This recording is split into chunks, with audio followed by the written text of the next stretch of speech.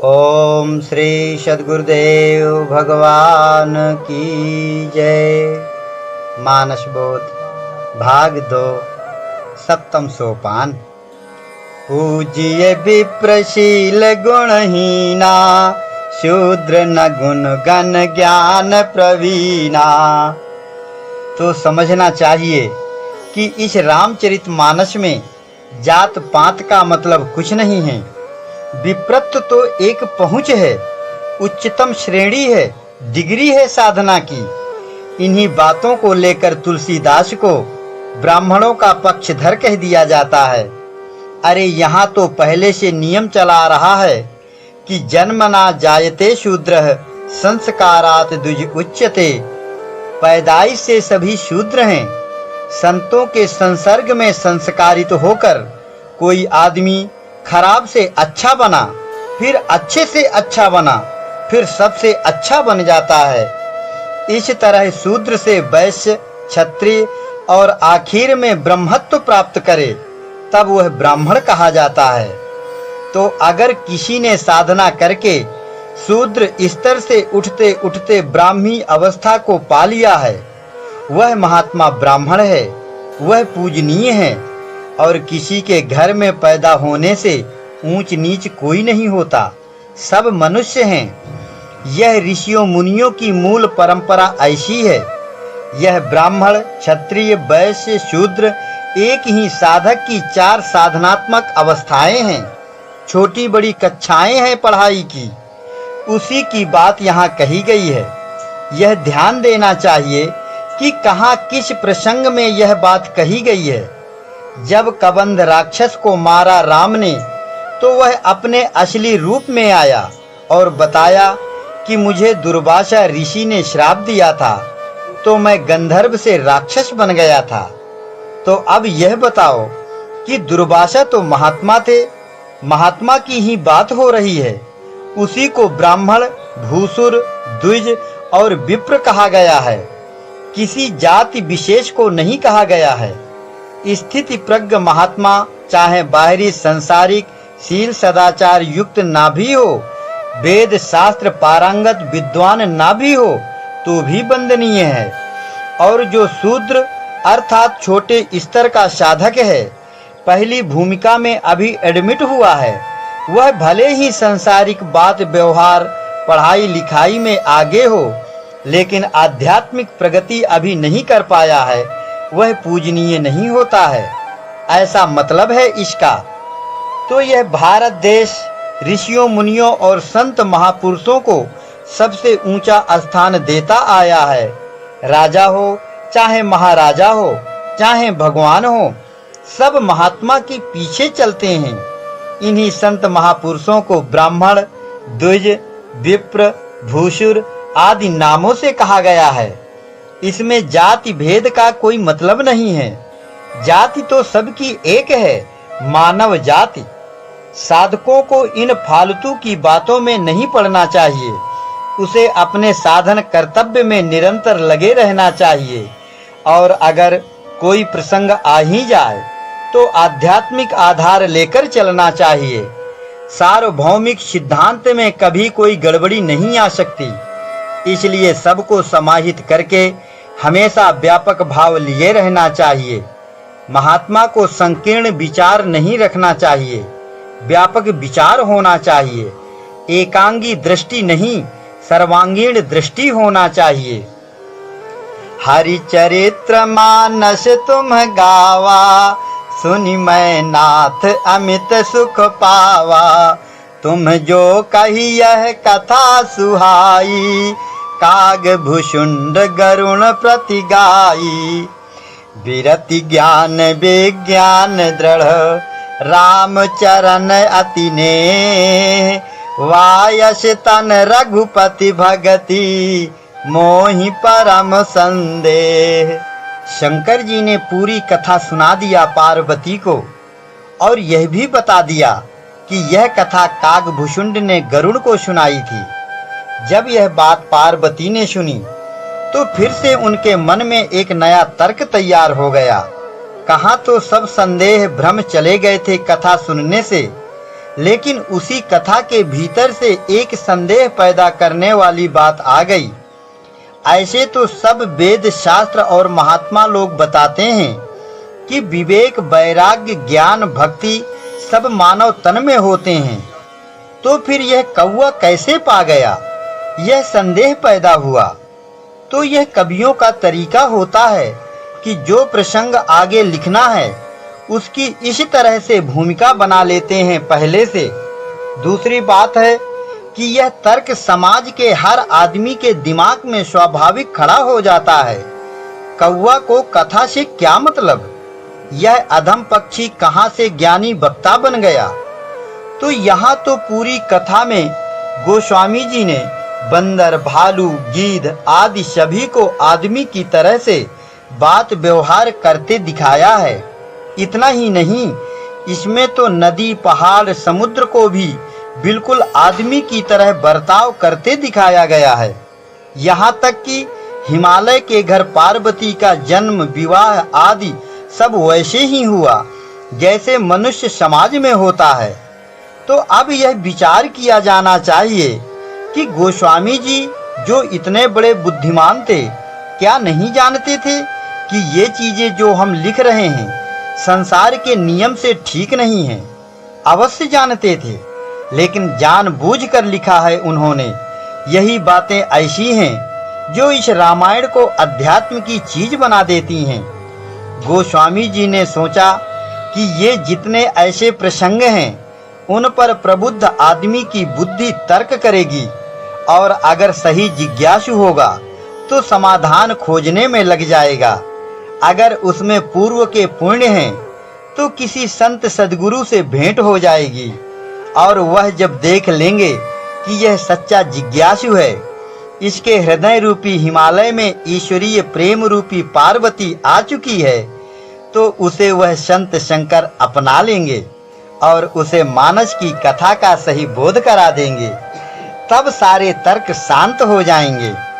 उस सुपात्र के शरीर रूपी अवध में जब भगवान प्रादुर्भूत होकर बैठ जाएंगे और जब पक्का विश्वास आ जाएगा, तो यह विश्वास रूपी विश्वामित्र जहां आया तो फिर तर्कना रूपी ताड़का बचेगी नहीं। ऐसा यह रामचरित अपने मानस में लिए बगैर रामचरित मानस समझ में आ नहीं सकता। वास्तविकता तो यह है कि सही चीज कोई समझना ही नहीं चाहता। सही चीज समझने के लिए सुमति चाहिए। वही सत्संग रूपी शत्रुघ्न और विवेक रूपी लक्ष्मण को उत्पन्न करने वाली सुमित्रा है। उसके बिना ये मिलेंगे नहीं। अक्सर ऐसा ही देखा जाता है कि आदमी या तो मूढ़ बुद्धि होकर तर्क करेगा ही नहीं और रूढ़ी को पकड़े चला जाएगा, या तो तर्क ही तर्क करता रहेगा, तर्कों का समाधान खोजने का प्रयत्न नहीं करेगा, और यदि करेगा भी तो बस संसारी तरीके से बुद्धि लगा लगा कर थक जाएगा।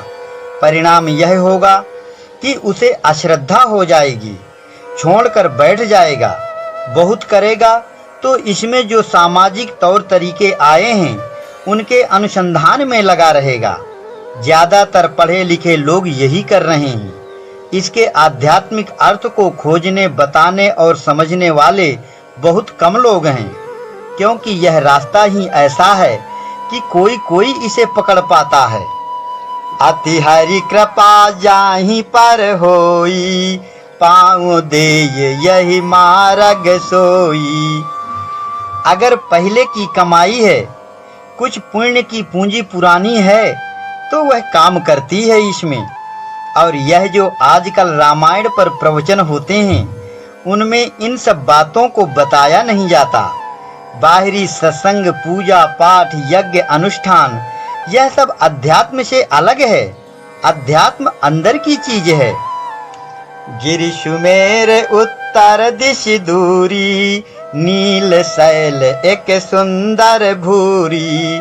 तासु कनकमय शिखर सुहाए, चारि चारु मोरे मन भाए। तिन पर एक एक बिटप विशाला, बट पीपर पाकरी रसाला। शैलो परिसर सुंदर सोहा, मनीषो पान देखी मन मोहा। कोई संत शंकर ही उस जगह तक पहुंच पाते हैं। कागभूषुंडी जहां रहता है, नीलगिरी पर्वत है उत्तर में, उत्तर ऊपर, बहुत ऊपर। नीलगिरी जो निर्मल आकाश है वह नीलगिरी, वहां कागभूषुंड रहता है। वहां एक त्याग रूपी तालाब है, वह सब कुछ त्याग कर चुका है, अपने में मस्त रहता है। उसे न अविद्या व्याप्ति है, न शरीर की व्याधियां व्याप्ति हैं, न उसे वैकुंठ से मतलब है, न उसे ईश्वर से मतलब है, न माया से मतलब है। इन दोनों का त्याग कर देता है तो वह हमेशा लेवल में रहता है। ऐसा वह पद है कागभूषुंडी का। और जब जब मन रूपी गरुड़ को भ्रम होता है, यहीं से समाधान पाता है। यह मन है सवारी आत्मा की, आत्मा इसे ताकत देती है, एनर्जी देती है। यह मन उसका वाहन है, एजेंट है। यह उसका मुनीम है, मैनेजर है। यह भी कभी कभी भ्रम में पड़ जाता है, भगवान को साधारण समझ लेता है, ईगो से परेशान हो जाता है।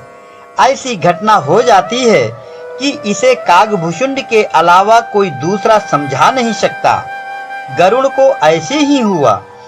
जब काम रूपी मेघनाद ने राम लक्ष्मण को नागपाश में बांध डाला, तो जब बंध गए, निर्जीव हो गए, तो फिर नारद जी ने गरुड़ को भेजा और गरुड़ ने उन नागों को काटा। जब काट दिया तो सजीव हो गए राम लक्ष्मण। तो गरुड़ को यह अभिमान आया कि यह कैसे भगवान हैं, ये तो मेरे छुड़ाने से बचे, नहीं तो मर गए होते आज।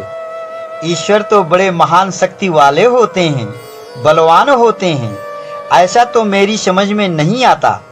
गरुड़ को इस प्रकार भ्रम हुआ, और जहां भ्रम हुआ तो माया दबा लेती है। जैसे हंडी रख दो लड्डू भरकर, बंदर आया हाथ डाला, लड्डू छोड़ दे तो हाथ निकल सकता है, लेकिन उसे भ्रम हो गया कि उसका हाथ किसी ने पकड़ लिया है, इसलिए फंस गया। हाथ निकल नहीं रहा, हंडी भारी है तो उठ नहीं रही, अपने भ्रम से फंस गए। इसी तरह माया फंसा देती है। सो माया बस परव गोसाई, बंधेव कीर मरकट की नाई। बंध गया। तोता होता है कीर, तो किसान खेत में एक लकड़ी गाड़ देता है, उसमें बांस की एक पोली डाल देता है, वह ऐसे घूमती रहती है। जब धान की बाली काट कर उड़ा तो बाली के वजन से बैठने का मन करता है। बैठने के लिए जैसे ही लकड़ी की पोली को पकड़ा, वह घूम जाती है। तोता उल्टा टंग जाता है। अब तोते ने पोली को पकड़ रखा है, लेकिन उल्टा हो जाने से उसे भ्रम हो गया कि मुझे किसी ने पकड़ रखा है। उसे किसी ने पकड़ा तो है नहीं, अपने भ्रम से फंसा, बस टाएं टाएं करता रहता है। पकड़कर मार दिया, बस ठंडा पड़ गया। ऐसे बंध जाता है। कागभूषुंडी नहीं बंधता है इसमें। यह एक ऐसी डिग्री है गुणातीत, यह सुप्रीम है। एक ऐसा कोष्ठक है मन के अंदर कि उसमें जाकर मनुष्य के जीवन के रिकॉर्ड बनते हैं। उसमें जाकर प्राप्ति होगी, मुक्ति होगी, क्या क्या होगा। उसका नाम है कागभूषुंडी, साधक की कांक्षा। कांक्षा का अर्थ है मोक्ष की आकांक्षा, प्राप्ति की इच्छा, जो शुरू में साधक के अंदर आती है, फिर वह साधना का रूप ले लेती है, फिर सूक्ष्म साधना हो जाती है, फिर धीरे धीरे नाम रूप लीला के रूप में आ जाती है, फिर वह श्वासा के रूप में उठाई जाती है। श्वासा जब उठती है, मूलाधार से स्वाधिष्ठान, स्वाधिष्ठान से मणिपुर, मणिपुर से अनाहत, अनाहत से मूर्धा, तो यहाँ पर जब आती है मूर्धा के ऊपर, तो यहाँ से फिर भ्रमर गुफा में जाती है। भ्रमर गुफा में जाकर सोवे सुरता सेज बिछाता है। तो यह कागभूषुंडी जो है, यह एक साधन का पार्ट है, एक अंग है। यह जो मानस है गोस्वामी जी का, उसमें मन में आने वाले जो विचार हैं, साधन पदार्थ हैं, उनको सबको समेटकर एक उच्च स्तर का स्थान बनाया है मूर्धा, वह सुमेरु, और कागभूषुंड को वक्ता बनाया और प्रश्नकर्ता गरुण को बनाया है। इस मानस सरोवर के 4 घाट हैं, जो इसके 4 संवाद हैं। तो उनमें से एक है कि गोस्वामी जी बाहर समाज को बता रहे हैं, दूसरे भरद्वाज जी को याज्ञवल्क्य ने बताया, तीसरे शंकर जी पार्वती जी को बता रहे हैं, और चौथे वक्ता कागभूषुंड जी गरुण को बता रहे हैं। तुलसीदास जी ने यह कथा राम नवमी को, राम के जन्म की तिथि को, मंगलवार के दिन चैत के महीने में अवधपुरी में शुरू किया था। नवमी भौमवार मधुमासा, अवधपुरी यह चरित प्रकाशा। जा दिन राम जन्म श्रुति गावहीं, तीर्थ सकल तहाँ चलिया वहीं। तो गोस्वामी जी गुरु रूप में किसी साधक के शरीर रूपी अवध में यह मानस कथा का संचार कर रहे हैं। जब उस भाग्यशाली साधक के अंदर जागृति आ जाए कि यह संसार दुख का घर है, मैं भगवान की भक्ति करूंगा, इस तरह से चेत जाए, यह चैत है, और वही दिन उसके कल्याण का, मंगल का दिन है, जब उसकी सब इंद्रियां अनुकूल हो जाएं और उसके मन में परमात्मा का उदय हो जाए, और ऐसा सुयोग साधक के अंदर बन जाता है, तो उसे कोई ऐसा महात्मा सद्गुरु जिसने अपनी गो नाम इंद्रियों पर नियंत्रण कर लिया है, मिल जाएगा, और राम के चरित्र जो मानस में होते हैं उनको प्रकाशित कर देगा, उसे हृदयंगम करा देगा, मानस के अंदर की पूरी साधना की रूपरेखा समझा देगा। फिर दूसरा घाट इस मानस का है याज्ञवल्क्य और भरद्वाज का संवाद। जब साधक अपनी साधना को आगे बढ़ाते बढ़ाते योग के द्वारा क्षमता प्राप्त कर लेता है और इसे कर्तव्य धर्म स्वीकार करके सूक्ष्म साधना में प्रवेश कर जाता है, और त्रिकुटी रूपी प्रयाग में इंगला, पिंगला और सुषुम्ना, इन तीनों के संगम में भजन की योग्यता प्राप्त कर लेता है, वहां अंदर से जानकारी रूपी याज्ञवल्क्य स्वयं आकर इस भजन की पूरी प्रक्रिया का बोध कराता है। भजन की सही धारा मिल गई तो फिर सब ज्ञान, विवेक, भाव जितने हैं परिपक्व होकर उसको साधना में आगे बढ़ा देते हैं। भजन करते करते जब अंदर से प्रगाढ़ भक्ति रूपी पार्वती हृदय रूपी हिमालय में पैदा हो जाती है और सत्य स्वरूप शंकर उसे परीक्षा लेकर स्वीकार कर लेते हैं, तो फिर इसी काया रूपी कैलाश में बैठकर यह संवाद होता है। फिर जब सब संदेह भ्रम मन से निकल जाते हैं, परमात्मा के रहस्य का बोध हो जाता है, जब साधक का मन सतोगुणी वृत्ति वाला हो जाए तो गरुण रूप हो जाता है, विष्णु का वाहन बन जाता है, हमेशा ईश्वर को लिए रहता है। लेकिन मन सतोगुणी होने पर भी है तो अभी माया के दायरे में, भले ही विद्या माया के क्षेत्र में हो। तो विष्णु सतोगुण के देवता हैं, ब्रह्मा रजोगुण के देवता हैं, शंकर तमोगुण के देवता हैं। ये त्रिदेव कहे जाते हैं। परमात्मा इन सब से ऊपर त्रिगुणातीत होता है, इसलिए इनसे परे होना पड़ता है, त्रिगुणातीत होना पड़ता है। उसके लिए वह चौथा घाट है कागभूषुंड गरुण का संवाद।